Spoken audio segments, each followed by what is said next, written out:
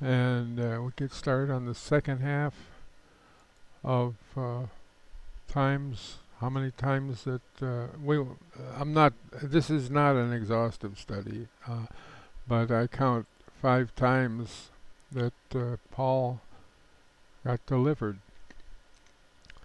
and we're going through them. We've gone through 3 of them. 4 before we see Paul's 4th deliverance. We want to explore some of the details given later about after the fact, in other words, but in the scriptures about Paul's temple vision. It's related to the 4th deliverance. Acts 18, verse 22. Acts 18:22. Excuse me, I have a cough.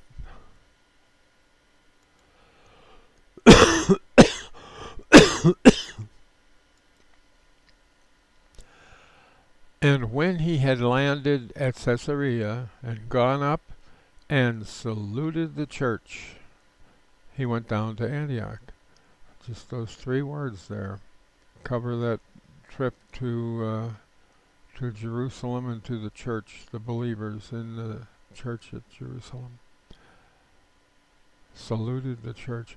Look at Paul's later description of that temple vision, though, in Acts 22, verse 17, we'll start with here. And it came to pass that when I was come again to Jerusalem, and we mentioned before, it says there that it's not his first time there.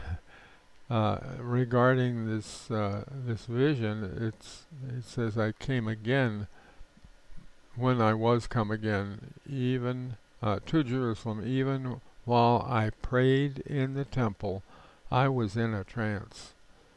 And verse 18, and saw him saying unto me, make haste and get thee quickly out of Jerusalem, for they will not receive thy testimony concerning me. And I said, Lord, they know that I am imprisoned and beat in every synagogue them that believed on thee. And when the blood of thy martyr Stephen was shed, I also was standing by and consenting unto his death, and kept the raiment of them that slew him. Verse 21, Acts 22:21, and he said to me, depart. That's an order. That's one word. He's not wasting any time. Depart, for I will send thee far hence unto the Gentiles. So it's not the nigh Gentiles anymore. It would be the far off Gentiles. Far away, far hence. I will send thee, and that's future tense, isn't it? It's not a current sending. At that time, he wasn't sending him. He was telling him, in the future, I will send thee far hence unto the Gentiles. Here again is Paul's temple vision in the King James Bible. Look at some of the important words in here that are that result in change in an understanding. Put it that way. Acts 18:22 again. And when he had landed at Caesarea and gone up and saluted the church, he went down to Antioch. In Acts 22, verses 18 and 21, those 2 verses, Christ himself delivered Paul by telling him to get thee quickly out of Jerusalem, and then depart. Quick rescues of Paul, keeping him from being killed,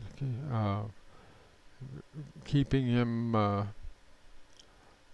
safe, delivered. That's the word I'm looking for. But in that way, Paul was delivered from they. It says they will not. Where was that? That's in verse 22. I don't have that in front of me, do I?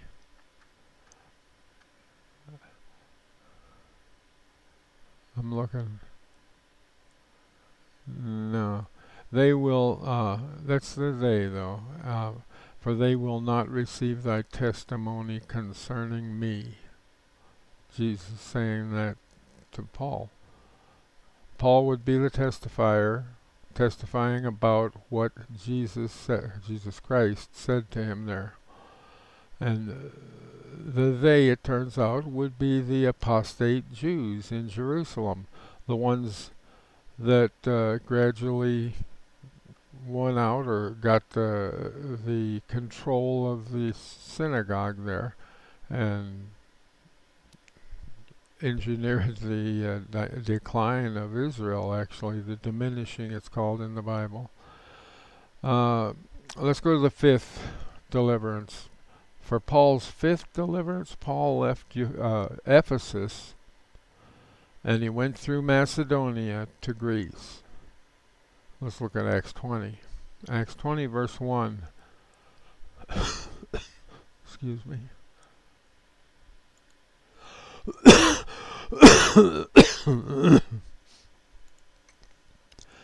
And after the uproar was ceased, Paul called unto him the disciples and embraced them, and departed for to go into Macedonia. Here again, the disciples would be believing, at least former Jews, either current or former Jews, that followed that Jesus was the Messiah, believed that. And when they had gone over those parts and had given them much exhortation, he came into Greece. That's some ways west of Jerusalem and southwest of Macedonia. Acts 20 verse 3, and there abode 3 months. And when the Jews laid wait for him, now he's living there, he's a resident, and they're still hunting around trying to find him and lay wait to trap him. When the Jews laid wait for him, as he was about to sail unto Syria, which is that town there just down from Israel at the sea coast. I think that's what he's talking about, where it was sailing. Syria is just north of Israel there, and that's where the boats would go, and then he'd travel down to Jerusalem. When the Jews laid wait for him as he was about to sail into Syria, he proposed to return through Macedonia.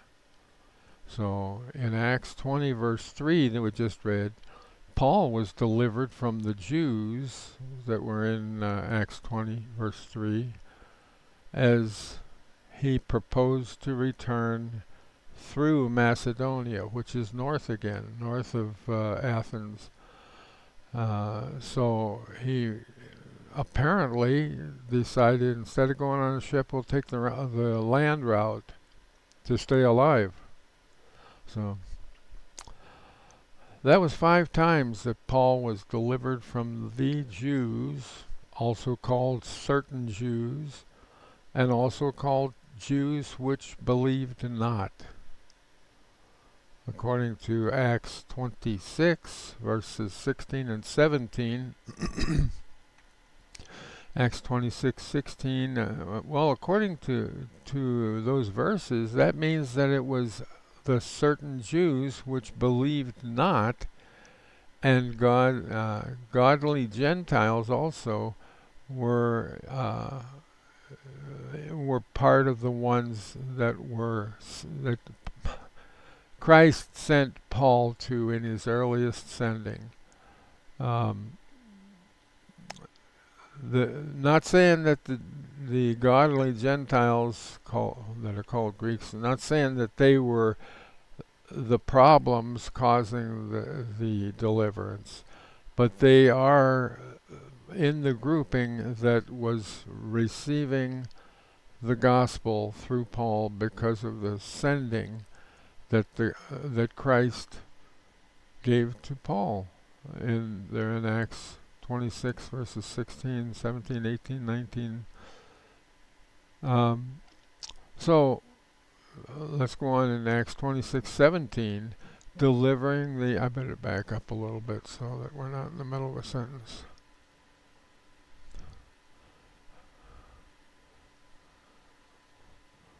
But rise, stand upon thy feet, and stand upon thy feet, for I have appeared unto thee for this purpose, to make thee a minister and a witness, both of these things which thou hast seen, and of those things in which I will appear unto thee. That term there, and of those things in the which things thou hast seen. That's very similar to the gospel. The term in the gospel there, how that Christ died for our sins. I think both of them are just a manner of speaking that we leave out we abbreviate over the past 400 years. We kind of abbreviate our language, and I don't think there's anything missing that those words would imply, or would infer rather. So let's go on. Delivering thee from the people and from the Gentiles. There are the two groups. The people being those disbelieving Jews that tracked him down, and from the Gentiles, talking about the Jew first, and also to the Greek. Those Greeks, those God-fearing Gentiles, were ones that Christ was sending Paul to first. And I don't find anything that says this directly, but I take it that he sent Paul as I did put it earlier, a buffered introduction to the new gospel, so that those would be the ones, they're seekers. They're looking for God's will, God's way, and he sent Paul first to the ones that would cause the least trouble, backfire. Even though there were some that did, he was sent to the ones that would listen. So, delivering thee from the people and from the Gentiles, unto whom now, that was at Acts 9, at his salvation, time of his salvation, unto whom now I send thee. So that was an early sending. Paul's later all men sending was when he was delivered from this world. Delivered from this world. That's Galatians 1 verses 3, 4, and 5. Now, let's discover when Christ's later sending of Paul began. Was Acts 9 the beginning of the gospel of the grace of God, by which we are saved today? Well, let's see what Paul said was the beginning of the gospel of the grace of God. Let's look in Philippians chapter 4. Philippians 4:15. Now you Philippians know also that in the beginning of the gospel, when I departed from Macedonia, no church communicated with me as concerning giving and receiving, but you only. The beginning of the gospel, when I departed from Macedonia. So he's penning down that gospel, named the gospel of the grace of God, began when he left Macedonia. Well, what's his term there? When I departed from Macedonia. Well, we see that departure from Macedonia in Acts 20 verse 6. The departure that Paul says was the beginning of the gospel. Let's read that. And we sailed away from Philippi after the days of unleavened bread, and came unto Troas in 5 days, where we abode 7 days. So he said there to begin with, he says, and we sailed away from Philippi. Well, that's kind of masked there, isn't it? It's hidden almost. Acts 16 verse 12 shows that Philippi was the chief city of that part of Macedonia. So sailing away from Philippi was sailing away from Macedonia that Paul referred to in Philippians 4:15.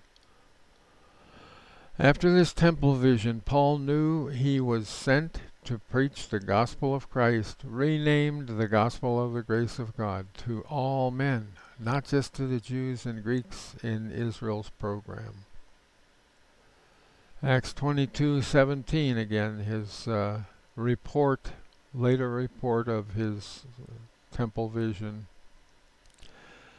Starting in verse 17, and it came to pass that when I was come again to Jerusalem, even while I prayed in the temple, I was in a trance. Verse 18, and saw him saying unto me, make haste, get thee quickly out of Jerusalem. Now, he didn't say that to Peter and to Paul back in Acts 9. Paul stayed with them, or Saul, he was called then, stayed with them 2 weeks, it says, or 15 days, in no hurry to get out. It says, make haste, Christ told Paul, make haste, get thee quickly out of Jerusalem, for they will not receive thy testimony concerning me. And then you get his arguing with the Lord, and then down in verse 21, we get the continuation of what he was saying. And he said unto me, depart, for I will send thee far hence unto the Gentiles. The Gentiles. Well, which Gentiles, you have to ask. So going on, they gave him audience unto this word, and then lifted up their voices and said, away with such a fellow from the earth, for it is not fit that he should live. Well, those Jews, they knew which Gentiles he was talking about, not the ones that they had made friends with that were in the temple bringing their offerings every week to bless Israel.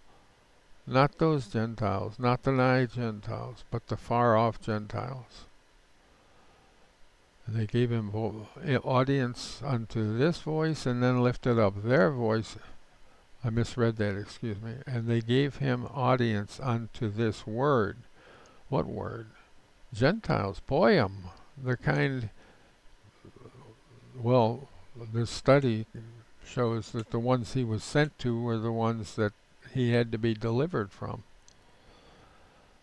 So, away with such a fellow from the earth, it's not fit that he should live. Acts 22 verse 23, and as they cried out and cast off their clothes and threw dust into the air, it's saying how angered they were that Paul would say that the gospel was going to go to the Jews. To the Gentiles. They had always prided themselves on being the only way to God. If anybody wanted to come to God that wasn't a Jew, they had to come through the covenants that God gave to Israel. In 2 Timothy 4, verses 6 through 18, and we're not going to read that whole thing, but we're going to read parts. Paul tells that he is ready to be delivered from this present evil world. For I am now ready to be offered, and the time of my departure is at hand. I have fought a good fight. Verse 7. I have finished my course. I have kept the faith. Verse 8. Henceforth there is laid up for me a crown of thorns, a crown of righteousness. Got to get it right. Crown of righteousness, which the Lord, the righteous judge, shall give me at that day, and not to me only, but unto all them that love his appearing. Verse 16. At my first answer, no man stood with me, but all forsook me. I pray God that it may not be laid to their charge.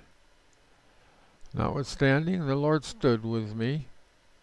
No one stood with me but the Lord, in other words, with me, and strengthened me, that by me the preaching might be fully known, and that all the Gentiles might hear. There's a specification there. All the Gentiles might hear, and I was delivered out of the mouth of the lion. 2 Timothy 4:18. And the Lord shall deliver me from every evil work, and will preserve me unto his heavenly vision. Let me get that right. I don't know what's going on tonight. And the Lord shall deliver me from every evil work, and will preserve me unto his heavenly kingdom, to whom be glory forever and ever. Amen. So, in the book of Acts, Paul was delivered from the Jews 5 times. After the end of Acts, all men forsook him.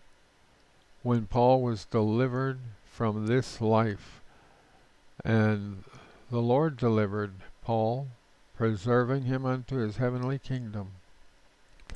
So, in Acts 9, at the time of Paul's salvation, according to Paul's Acts 26:17 testimony, before King Agrippa, Christ had sent Paul with the gospel of God, separated Paul unto the gospel of God, sent to the apostate Jews, as well as to the Greeks that were not a people. The Greeks were not a people. They were not a nationality. Remember Mark 7:26? So in Romans 1, verses 1, 3, and 4, and in Acts 13, 20, verses 28 to 32, and Acts 17:3, we see Paul doing that, taking that message and preaching to the Jews and the Greeks, the believing, God-fearing Gentiles. The Greeks knew they needed to bless Israel to be blessed by God, but they did not yet know that that Jesus of Mary was that prophesied Messiah that they'd been waiting for. That's the Acts period meaning of Romans 10, verse 12. Romans 10:12.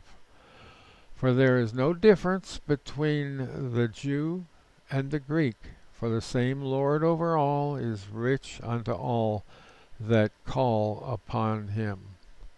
So that was at that time. That's in that 3-chapter section that tells Israel, tells believers that are reading Romans chapter 9, 10, and 11, tells them what happened to Israel, why they can't come to God through Israel anymore.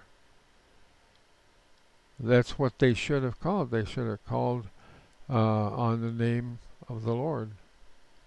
Let me just read that again so we get it exact, what the Bible says. There is no difference between the Jew and the Greek, for the same Lord over all is rich unto all that call upon him.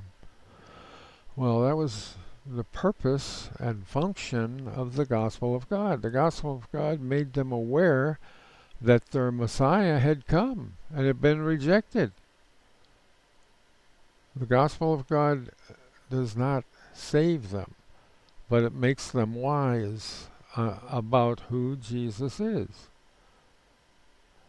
In Israel's kingdom program, anybody, Jew or Gentile, anybody could follow God's requirements to become right with God through Israel's covenants whether they were Jews or whether they were God-fearing Greeks who were seeking the wisdom and knowledge of God, blessing Israel.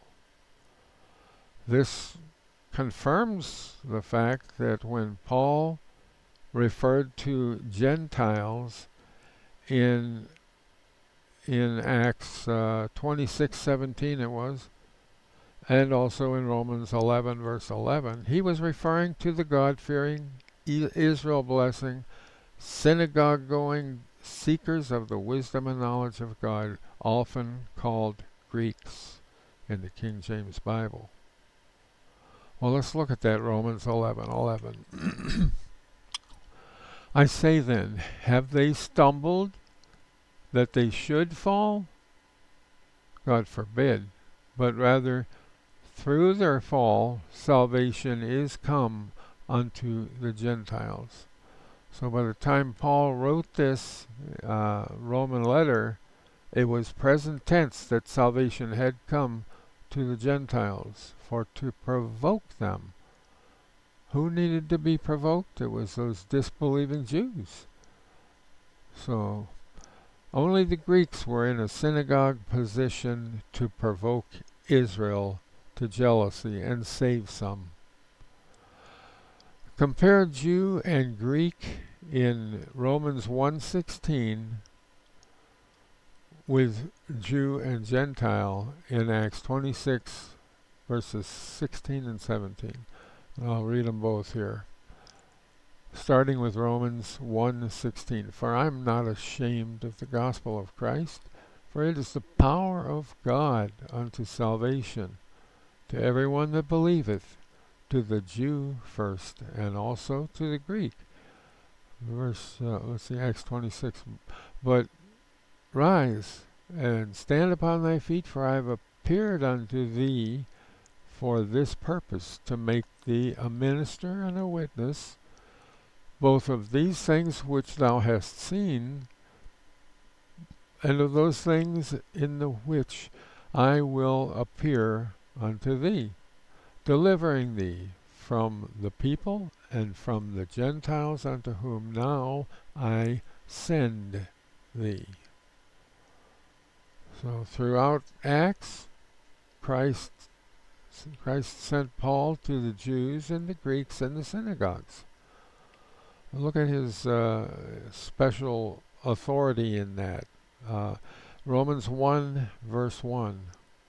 Paul, a servant of Jesus Christ, called to be an apostle, separated unto the gospel of God, those from whom Christ delivered Paul equal the Jews and Greeks to whom the gospel of Christ was sent. It was sent to them, as we just read in Acts 26, verses 16 to 17. The ones from whom Paul had to be delivered. In Acts 26:17, we find that the people and the Gentiles are the Jew first and also to the Greek, that we read about in Romans 1:16. What a stark example of the grace of God. And I'm done with that, finished, ready for any questions or comments. Bring them up.